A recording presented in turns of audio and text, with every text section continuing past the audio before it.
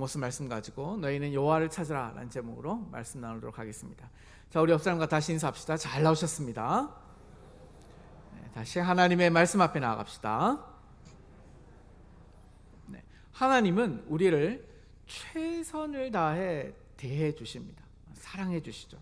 그래서 하나님이 우리를 사랑하는 것을 증명하시기 위해 무엇을 행하셨죠? 자기 하나밖에 없는 독생하신 아들 예수님을 우리의 죄를 위하여 희생제물로 바꿔치게 하신 것이죠. 대속케 하신 것이죠. 죽음의 자리에 내어놓으신 것이죠. 이걸로 내가 너희를 얼마나 사랑하는지를 증명하셨습니다. 우리는 가끔 하나님이 내 기도를 들어주시지 않는다라고 오해할 때, 하나님이 나를 힘들게 하신다라고 착각할 때, 이렇게 생각할 때가 많습니다. 하나님이 참 많이 바쁘셔서, 온 세상 만물을 다스리시니 너무너무 바쁘셔서 우리는 이렇게 대충 대하시는구나, 이렇게 오해하실 수도 있습니다. 그러나 그렇지 않습니다. 하나님은 항상 최선입니다. 하나님 우리를 대할 때 대충 대하지 않습니다. 최선을 다해 관계하시고 최선을 다해 사랑하십니다. 자, 여러분은 어떻습니까? 여러분은 그런 하나님을 어떻게 대우하십니까? 최선을 다해 사랑하십니까? 4명 사랑하신다고 했는데 다시 한번 묻겠습니다. 여러분 하나님 정말 사랑하십니까? 예, 자신감이 없죠? 우리 옆 사람에게 물어봅시다. 하나님을 사랑하십니까? 시작. 대답하세요. 네, 옆 사람에게. 자, 그저 나는 하나님을 사랑한다라고 말할 때 여러 내가 사랑하는 것 중에 n분의 1 하나, 그 중에 하나로 생각하고 사랑한다라고 말할 때가 있습니다. 그렇게 하나님을 대할 때가 있습니다. 만약에 하나님이 우리를 그렇게 아들을 주시기까지 최선을 다해 사랑하셨다, 사랑하고 계신다라는 것을 알고 믿는다면 우리가 하나님을 어떻게 대할까요? 우리도 그렇게 하나님을 진심을 다해 대하고 바라볼 수밖에 없는 것이죠. 만약 그렇지 않다면 하나님의 사랑이 미덥지 못해서 우리는 대체제를 찾게 됩니다.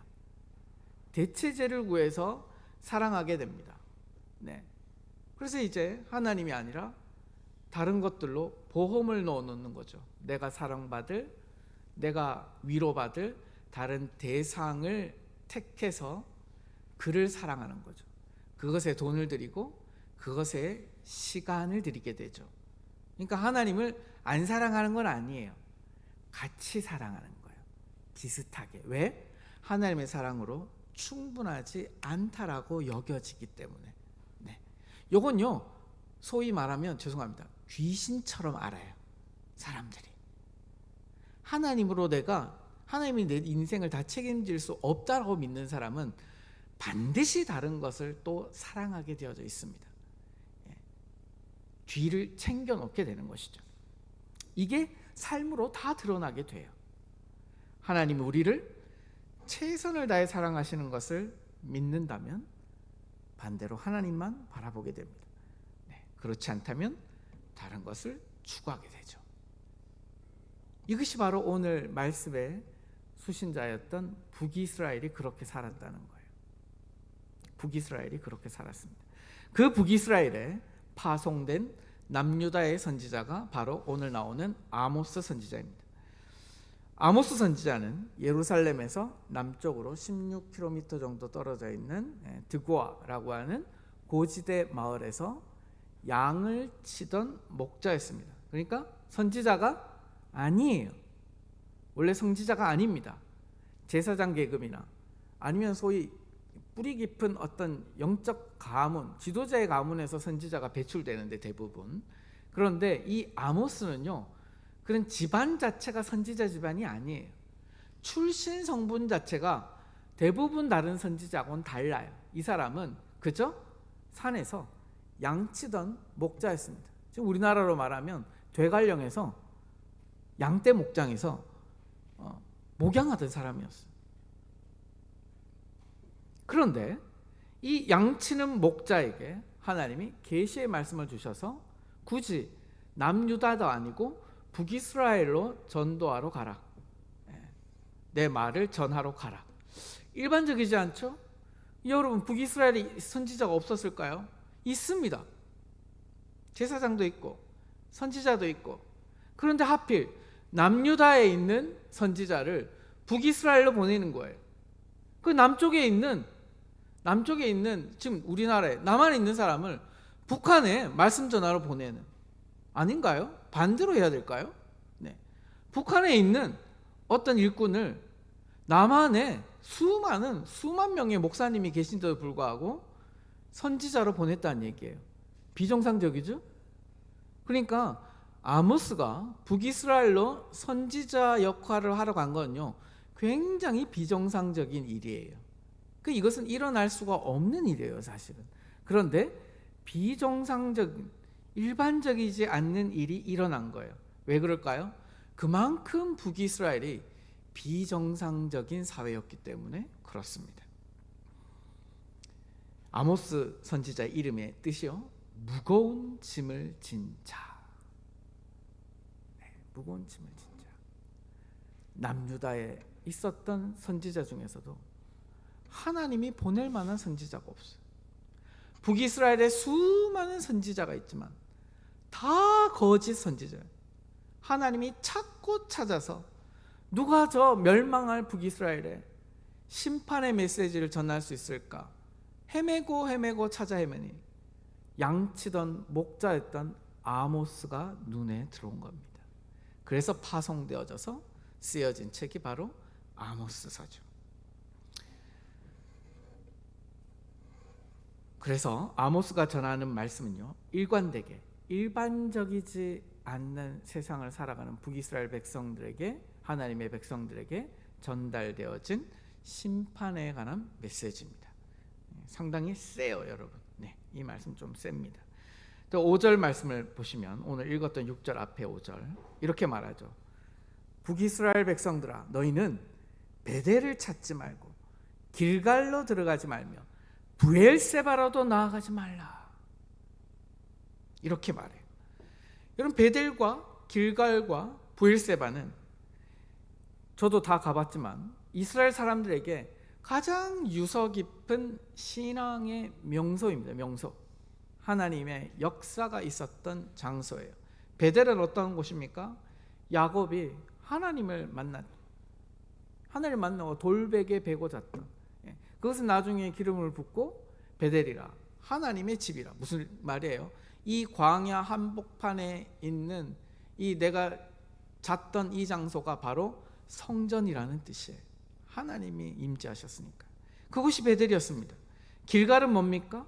이스라엘이 이제 요단을 건너서 가나안 땅을 정복하기 위한 전초 기지로서 12지파 언약 공동체가 함께 12도를 세워서 언약을 맺었던 곳. 그러니까 예루살렘이 지어지기 이전에는 길갈이 하나님 백성의 영적인 중심지였어요. 최고의 중심지였습니다. 브엘세바는 어떻습니까? 이스라엘 가장 남단에 있는 곳. 아브라함이 에스엘 나무를 심고 여호와의 이름을 부르며 예배하고 언약했던 곳. 이 세 곳 다 여러분이 성지순례를 가면 꼭 가보는 장소들이죠. 가장 역사적인, 가장 하나님의 임재와 역사가 풍성했던 장소예요. 그런데 뭐라고 말해요? 그런 역사가 풍성한 장소에 제사를 지내고 예배를 드리는 일들이 많이 있지 않았겠습니까? 선지자도 많이 있고 제사장도 많이 있고. 그런데 그곳 가지 말라는 거예요. 쓸데없다는 거예요. 필요 없다는 거예요. 이토록 믿음의 땅을 향한 아모스의 예언이 굉장히 비관적입니다. 5절 하반절. 길갈은 반드시 사로잡히겠고 베델은 비참하게 될 것이다. 그러니까 너희가 거기서 예배 드려봐야 소용없다는 겁니다. 영험하다는 곳에 가서 예배하고 기도해봐야 소용없다는 겁니다. 그렇게 하지 말라는 거예요. 왜 이렇게 했을까요? 과거 그들의 조상이 하나님을 만났던 장소, 하나님을 기념하고 경배했던 거룩한 땅이 어떻게 돼요? 이제는 종교 혼합주의의 온상이 되어져 버려. 그렇게 전락해 버렸기 때문에 그렇습니다. 은혜의 땅이 배도의 땅이 되어 버렸기 때문에 그렇습니다.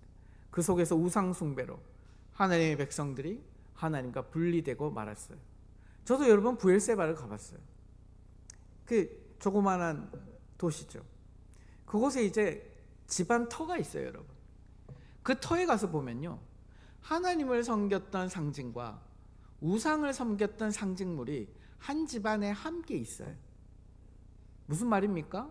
그들이 하나님을 안 섬긴 게 아니에요. 때가 되면 예배도 드리고 11조도 하고 기도도 했어요. 그런데 하나님께도 예배하고 기도했는데 누구한테도 했어요? 우상한테도 한 거예요. 함께 한 거예요. 함께 한 거예요. 하나님도 사랑하고 우상도 사랑한 거예요. 사람이 어떻게 하면 이렇게 동시에 섬길 수 있냐면, 그 신앙이 자기중심적일 때 신앙이 이렇게 변질됩니다.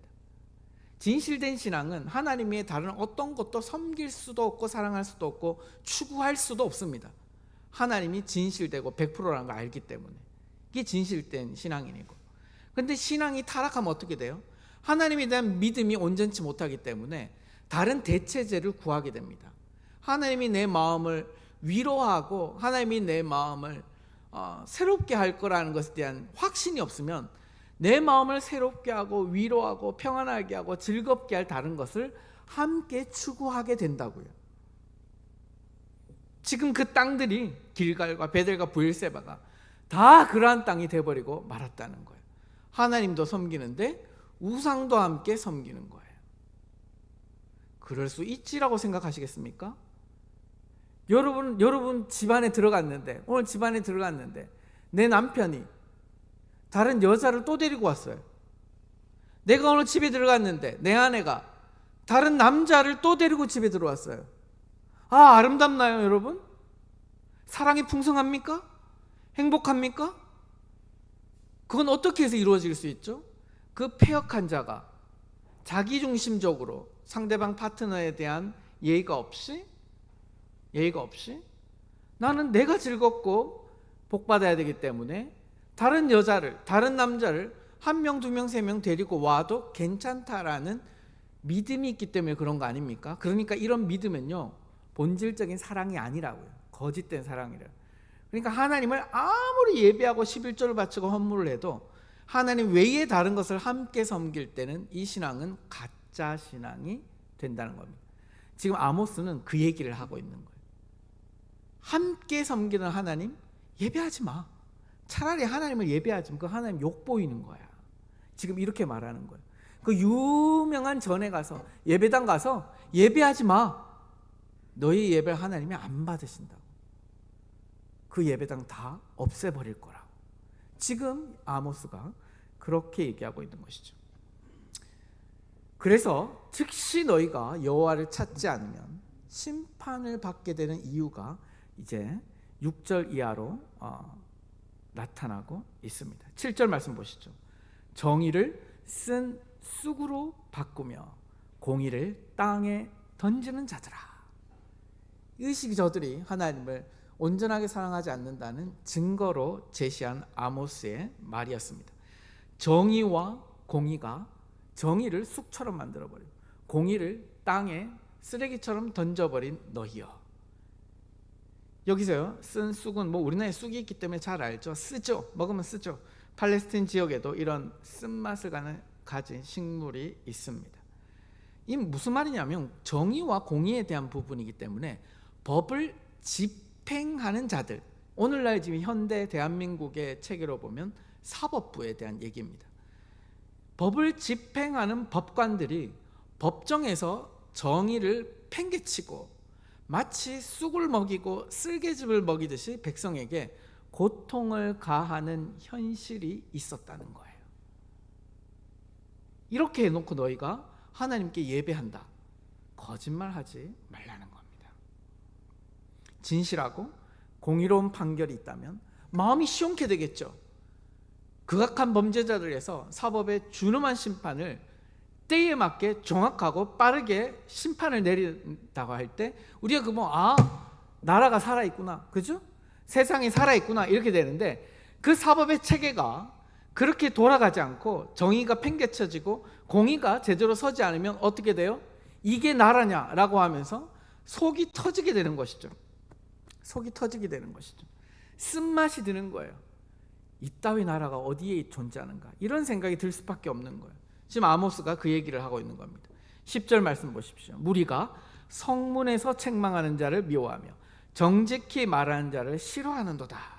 여기 나타난 성문은 시장이죠. 보통 이제 중세 성 보면 알듯이 딱 들어가면 바로 광장이 있죠. 그 광장은 주로 장터입니다. 지금도 유럽 가면 광장은 다 무슨 그런 장터처럼 기능해요. 장터에 사람들이 많이 모이면 뭘 하죠? 정보도 교류하고, 시민사회, 그걸 이제 아고라라고 하는 거예요. 사람들의 여론이 형성되는 장이자 경제활동을 하는 장소이기도 하고, 그 앞에요 바로 뭐가 있냐면 대부분 다 법원이 있습니다. 시청이 있고 법원이 있어요. 사람들이 가장 많이 모이는 곳에서 법률 소송 절차를 수행하던 법정이 바로 성문이에요. 지금도 이스라엘 가면 성문에 들어가자마자 재판장이 앉아있는 요런 돌로 만든 의자가 다 있습니다, 여러분. 거기서 성문에서 법률 소송 절차가 진행되었던 거예요. 그런데 어떻게 해요? 당시의 법이 정당하게 실현되지 않았다는 거예요. 법관들이 자기들 나름대로의 카르텔을 만들어서 구조적인 악으로, 소위 우리가 옛날부터 많이 들어왔던 거 아닙니까? 유전 무죄, 무전 유죄. 돈이 있으면, 권력이 있으면 솜방망이가 되고, 돈이 없고 권력이 없으면 무거운 햄머로 사람들을 내려쳐버리는 그 법체계 말입니다. 사법부의 정의가 이미 북이스라엘 속에 망가졌다는 거예요. 정의가 정당하게 실현되지 않는다는 거예요. 그래서 의인들과 정직한 자들이 오히려 배척당하는 거예요. 배척당하는. 10절 말씀 보십시오. 성문에서 책망하는 자를 미워하며, 바르게 말하는 사람들이 여론이 미워한다는 거예요. 정직하게 말하는 것을 싫어한다는 거예요. 그 땅의 사법체계와 정의가 다 무너져 내렸다는 것이죠. 법을 다루는 자들이 법을 이용해서 사적인 이익을 도모하게 되면 그 사회는 쓰디쓴 맛을 낼 수밖에 없는 거예요. 무게의 추가 기울어진 운동장에서 살아갈 수밖에 없기 때문에 억울하고 분통 터지는 사회가 될 수밖에 없는 것이죠. 12절 말씀 계속 나오죠. 너희의 허물이 많고 죄악이 무거움을 내가 아노라. 너희는 의인을 학대하며 뇌물을 받고 성문에서 가난한 자를 억울하게 하는 자로다. 계속 사법에 대한 얘기예요. 11절도 마찬가지죠. 너희가 힘없는 자를 밟고 그에게서 미래의 부정한 세를 거두었은즉 너희가 비록 다듬은 돌로 집을 건축하였으나 거기 거주하지도 못할 것이요 포도원을 가꿀지라도 포도주도 마시지 못할 것이다. 부어라 마셔라 못할 거다. 하나님이 너에게 엄중한 심판을 내릴 것이기 때문이다. 소송에서 이기기 위해, 범죄를 무마하기 위해 불의한 재물을 주고 받는 거죠. 물론 여러분, 이스라엘에게 주신 언약법 안에서는요, 오경 안에서는 이러한 불의를 엄격하게 금하고 있습니다. 그런데 약자들은요, 이 사법을 행하는 자들에 의해서 늘 억울한 일을 당할 수밖에 없었던 거예요. 이런 사회를 바로잡기 위해서 어떻게 해야 되나요?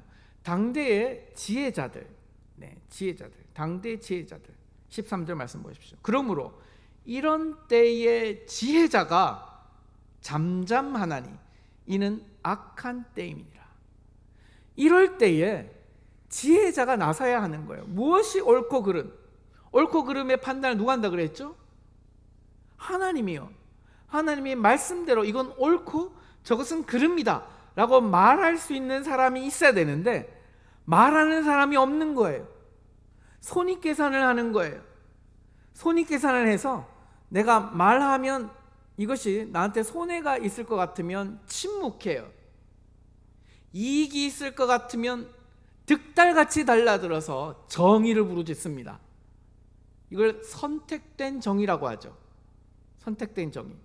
내 이익에 맞으면 정의를 부르짖고, 내 이익에 안 맞으면 아무리 법적인 것이라고 해도 정의를 부르짖지 않고 어떻게 해요? 입을 닫아버리죠. 보아도 보지 않은 것처럼, 들어도 듣지 않은 것처럼 고개를 돌려버린 것입니다. 지혜자들이 불의 앞에서 손익계산을 하여 비겁하게 침묵한, 가난한 자들은 더욱더 쓰디쓴 현실로 내몰렸던 시대, 그 시대가 바로 북이스라엘이었던 것이죠.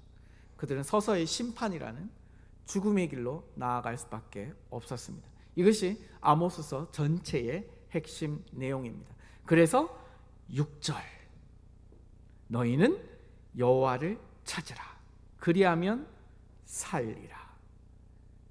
굉장히 간단하고, 이거 지금 아모스가 이 말 하려고 간 거예요. 이게 아모스의 핵심 문장이에요. 너희는 여호와를 찾으라, 그리하면 살리라. 우리나라 성경은 굉장히 거룩하게 쓰여져 있는데요, 장엄하게 쓰여져 있는데, 실제로 시장 용어로 제가 말씀드리면 이렇습니다. 살고 싶으냐? 여호와를 찾아라. 살고 싶으냐? 여호와를 찾아라. 너희가 살고 싶으면 지금 하나님 앞에 벌거벗은 채 나아가야 될 것이다. 마지막 경고인 거예요. 마지막 경고인 거예요. 아모스가 그들이 살 길을 그렇게 가르쳤습니다. 그럼 여러분, 북이스라엘도 언약 백성이에요.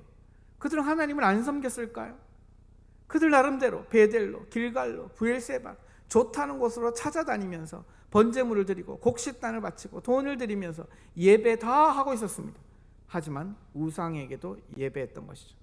그러니 점점 하나님에 대한 마음이 우상에 대한 마음으로 점령되어져 가는 거죠. 우상과 우상이 주는 축복으로, 죄된 축복으로 점령되어져 가고, 하나님의 자리는 우상으로 대체되고 있었던 거예요.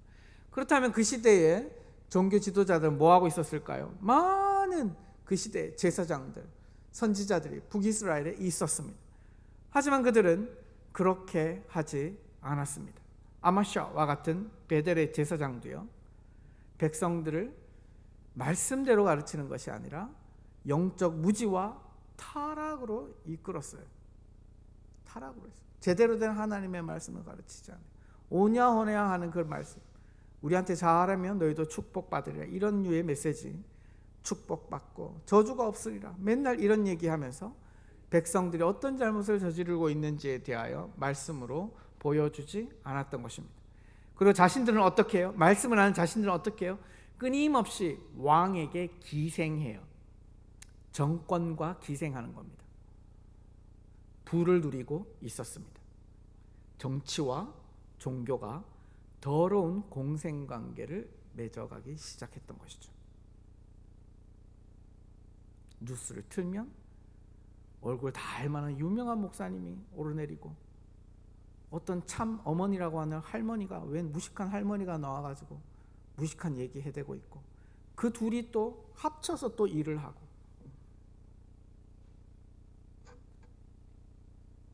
어느 한 사회에서 벌어지는 부패의 이면에는요, 여러 가지 이유가 있는데 반드시 있는 게 뭐냐면 부패한 종교와 종교인들이 있습니다.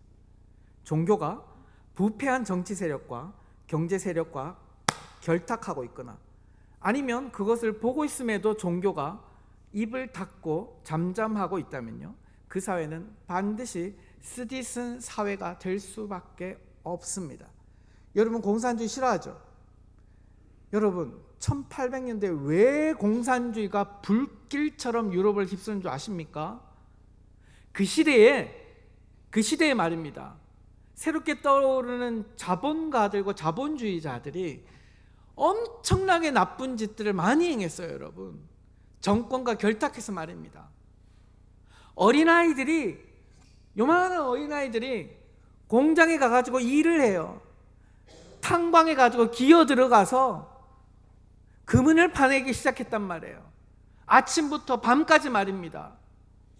어린아이의 인권도 없어요. 쉬는 날도 없어요.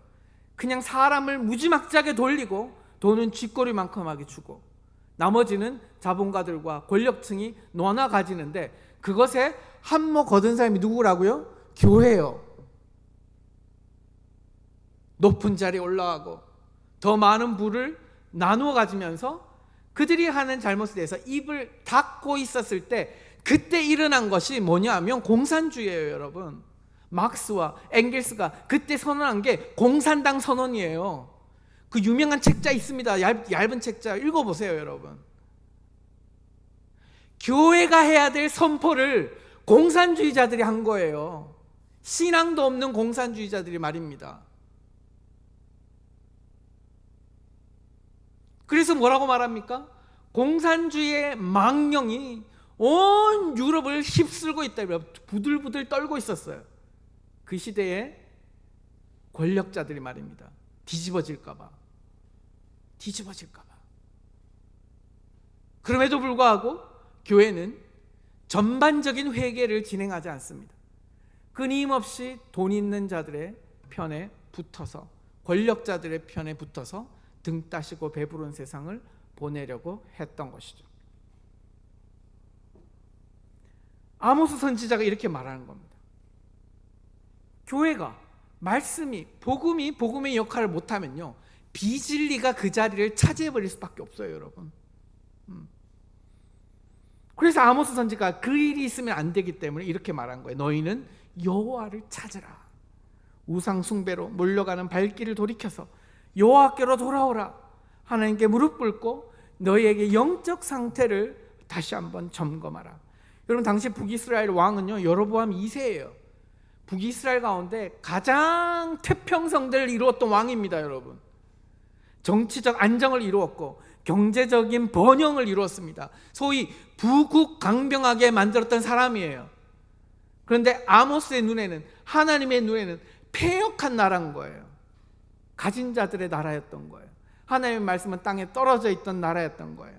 그는요, 언약의 역사가 서려 있는 베델, 길갈, 브엘세바에 하나님을 향한 온전한 예배 신앙이 아니라 금송아지를 세워두고, 이 금송아지가 바로 너희를 애굽에서 인도해낸 여호와라, 그에게, 이 금송아지에게 예배하라고 시켰던 사람입니다. 왜요? 예루살렘은 남유다에 있었기 때문에 성전으로 예루살렘으로 다 가버리면 자기의 정치적인 영향력이 줄어드니까 남유다로 예배하러 못 가게 만든 거예요. 말씀을 못 듣게 만들고 각각 좋은 곳에 금송아지를 세워두고 거기에 예배하라고 만든 거예요. 모든 백성들이 그 임금에 맞춰서 우리를 잘 살게 해주시는 분, 우리의 경제적 번영을 일으켜주신 그분의 이야기에 맞춰서 풍요와 다산, 인간들의 그 근본적인 우상을 탐하는 마음을 채워줄 우상 앞에 그들의 영혼을 팔아버렸던 거예요. 아모스와 동시대를 살았던 호세아 선지자는요, 이 상태를 바라보면서 베델, 무슨 뜻입니까? 하나님의 집. 아니, 그 베델을 베델이라 하지 말고 벳아웬이라 하거라. 벳아웬은 뭡니까? 허무의 집. 베델은, 너희가 예배하는 그곳은 하나님의 성전이 아니라 허무한 성전이다. 백날 예배해 보아라. 허무밖에 남지 않을 것이다. 이렇게 호세아가 경고했던 겁니다. 여러분, 신앙을 주술로 바꾸어 버리면 교회는요, 허무한 집이 되고 맙니다. 통계 자료에 보면 수많은 그리스도인이 지금도 여전히 점집 돌아다닌다고 합니다. 이제는 우리나라 점집도 부족해서 서양 점집 돌아다녀요. 그 무슨 카드 해가지고 하는 거 있지 않습니까? 날마다 스포츠 신문이나 뭐 앱이나 이거 가지고 오늘의 운세 바라보고 있습니다.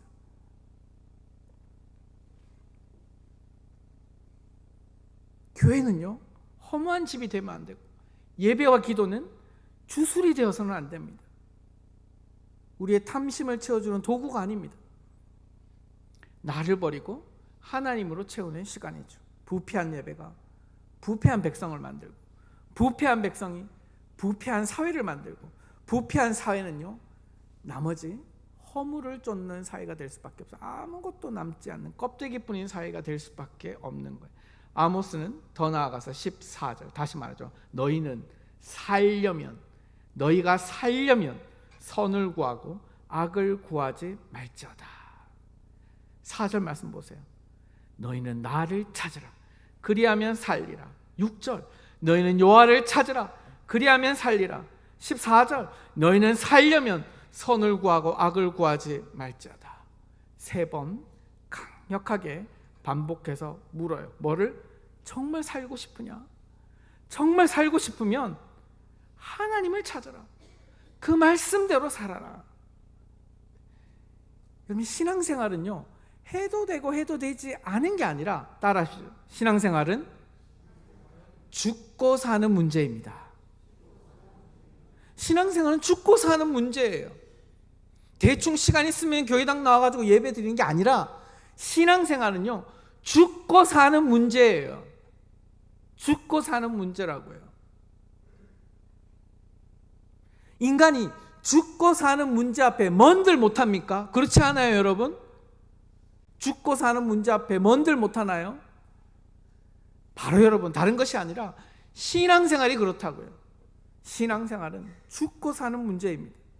살고 싶다면 하나님을 찾고 하나님의 말씀대로 살아가라. 지금 아모스가 그 얘기만 하고 있는 거예요. 진정으로 저와 여러분, 우리의 인생이 살아갈 길이 뭐예요? 부단히 하나님을 찾는 거예요. 나의 선악 기준이 아니라 하나님의 선악 기준 아래 선을 따라가고 악한 길을 따라가지 않는 거예요. 바울이 로마서에서 소리쳤던 것처럼요, 선한 데는 지혜롭고 악한 데는 미련하라. 이 선과 악은 하나님의 선과 악입니다. 지혜의 책 잠언에서 인간 최고의 지혜를 뭐라고 말합니까? 여호와를 경외하는 것이 지혜와 명철의 지식의 근본이니라. 여호와를 경외하는 것, 창조주이신 여호와 앞에 피조물이 겸손하게 엎드리는 것이요, 이게 인간의 첫걸음이라는 거예요. 이 하나님 앞에 두려워하지 않는, 하나님을 두려워하지 않는 인생은 피조물이 아닌 거예요. 죽을 피조물인 거예요. 심판받을 피조물인 거예요. 인간의 첫걸음이에요. 하나님을 두려워하며 하나님을 눈앞에 두고 잠시도 잊지 아니하는 것이 지식과 지혜의 근본이라는 거예요. 매시간 그래서 죄와 악에서 자기의 뜻과 육체의 욕망으로부터 자기를 지키는 것, 이것이 지혜라는 거예요.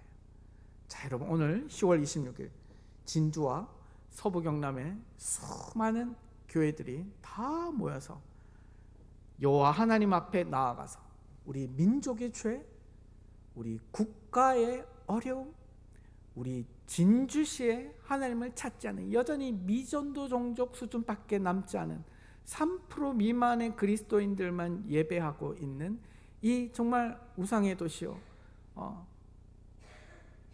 인간적인 도시인 이 진주 땅을 등에 업고 하나님 앞에 설 수 있게 되기를 바랍니다. 오후에 여기저기 약속 잡고 놀러 가고 그런 거 하지 마시고요. 버스를 타고 가시든지 차를 타고 가시든지, 3시간이 너무 힘드시면 1시간이라도 그 현장 가운데서 하나님의 임재를 목도하시고 여러분의 기도 한 자락과 찬송 한 자락을 주님 앞에 진실되게 올려드리는 역사의 현장, 하나님 나라 역사의 현장에 여러분들이 참여해서 하나님을 만나는 복이 있으시기를 바랍니다. 오늘 입원해야 되시는 분만 빼놓고, 너무 아프신 분들만 빼놓고 다른 약속을 잡지 마시고, 잘됐다, 오후에 이 약속해야지, 저기 가야지. 진주가 존재했던 이 1000년의 시간 동안 가장 역사적인 날이 아닐까 싶습니다.